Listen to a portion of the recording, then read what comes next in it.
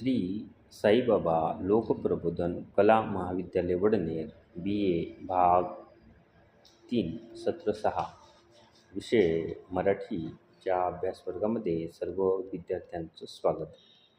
विद्यार्थ्यांनो, आज आपण तिसरी कविता अभ्यासासाठी घेत आहे. कवितेचं शीर्षक आहे घनतमी शुक्र बघ राज्य करी. कवी आहेत भास्कर रामचंद्र तांबे. मागच्या तासिकेत आपण कवीचा परिचय आणि कवितेचा विषय बघितला होता. आजच्या तासिकेत आज आपण प्रत्यक्ष कवितेला सुरुवात करणार. सर्वप्रथम आपण संपूर्ण कवितेचं वाचन करू आणि त्यानंतर ती कविता समजून घेऊ.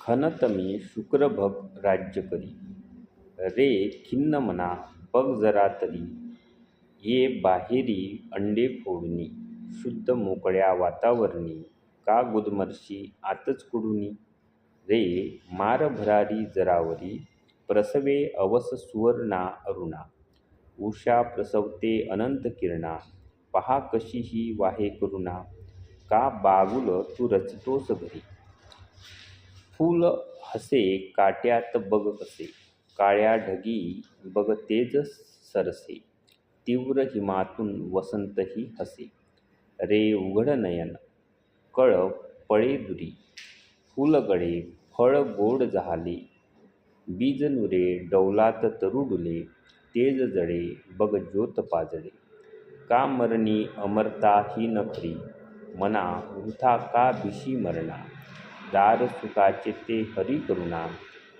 आई पाही वाट रे मना, परसुदिनी बाहू कवळण्या उरी. कवी भास्कर रामचंद्र तांबे यांची ही कविता आहे आणि या कवितेमध्ये कवीने उदास झालेल्या मनाला, निराश झालेल्या माणसाला प्रोत्साहित करण्यासाठी निसर्गातली वेगवेगळी उदाहरणं दिलेली आहेत आणि या वेगवेगळ्या उदाहरणातून त्यांनी माणसाला पुन्हा क्रियावान होण्याचा, पुन्हा नवी भरारी घेण्याचा, पुन्हा नवी उमेद निर्माण करण्याचा प्रयत्न केलेला दिसून येतो. त्यांची हीच कविता आता आपण इथे अभ्यासासाठी घेतो. पहिल्या कडव्यामध्ये कवी म्हणतात, घनतमी शुक्र बघ राज्य करी. घनतमी शुक्र बघ राज्य करी. घनतमी, घनतमी, तम म्हणजे अंधार. घन या शब्दाचा अर्थ होतो दाट किंवा ढगाळ, काळेशार ढग. आणि हे काळेशार ढग असलेल्या आकाशामध्ये शुक्र बघ राज्य करी. या काळेशार ढग असलेल्या आकाशामध्ये शुक्र तारा आपलं स्वतःचं अस्तित्व पटवून देत असतो, स्वतःचं अस्तित्व दाखवून देत असतो. त्याप्रमाणे तुला इथे या जगावर राज्य करायचं आहे. दुःखावर मात करून सुखाचं राज्य निर्माण करायचं आहे, सुखाचं वैभव निर्माण करायचं आहे. निराशेवर आशेने मात करायची आहे, असं इथे कवीला सांगायचं आहे. आणि त्यासाठी म्हणूनच त्यांनी निसर्गातील प्रतिमा इथे वापरलेल्या दिसतात. घनतमी शुक्र बघ राज्य करी या ओळीतून त्यांनी माणसाला निराशेतून आशेकडे जाण्याचा आणि अंधारातून प्रकाशाकडे जाण्याचा बोध केलेला आहे. ज्याप्रमाणे काळ्याशार आकाशामध्ये शुक्रतारा आपल्या तेजाने चकाकत असतो आणि आपलं वेगळं अस्तित्व दाखवून देत असतो, त्याचप्रमाणे माणसानंसुद्धा या निराशेच्या वातावरणात, दुःखाच्या वातावरणामध्ये, औदासिन्याच्या वातावरणामध्ये आपल्या कर्तृत्वानं वेगळं अस्तित्व दाखवून दिलं पाहिजे, असंच इथे कवीला म्हणायचं आहे. पुढं याच कवितेमध्ये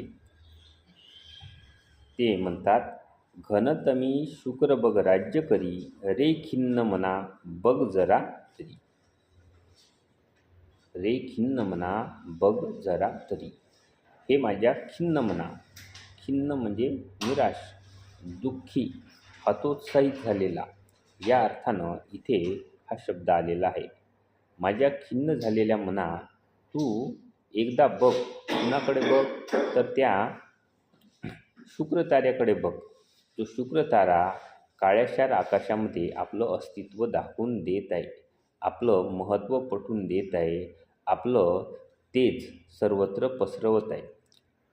आणि हे या कवितेचं ध्रुवपद आहे. आणि या ध्रुवपदापासूनच ही कविता इथे सुरू झालेली दिसते. हे ध्रुवपद म्हणजे जणू काही कवीने माणसाला दिलेला संदेशच आहे.